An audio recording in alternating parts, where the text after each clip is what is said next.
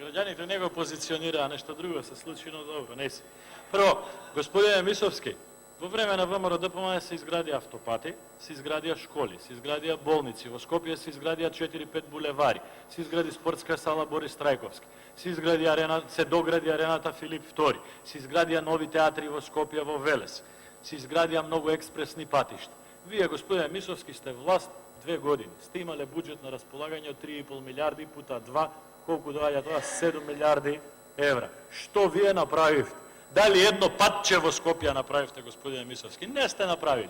Сега кога зборувате кој што оставил дома, а кој што изнесол од дома, се гледа по тоа. Ако некој купил фрижидер, телевизор, оставил дома за децата работно масиче, тоа е тоа, автопатите, болниците. Во вие 2 години нема ништо. Уште една работа, господине Мисовски, заради тоа што нема време, се сеќавате на времињата кога и вие бевте дел од власта. Индустријското производство растеше со 17%, 15%. Денеска има нов податок. Индустријското Ви благодарам, Илија Димовски. на ниво на стагнација. Да завршам мислата по 40 секунди им дозволува.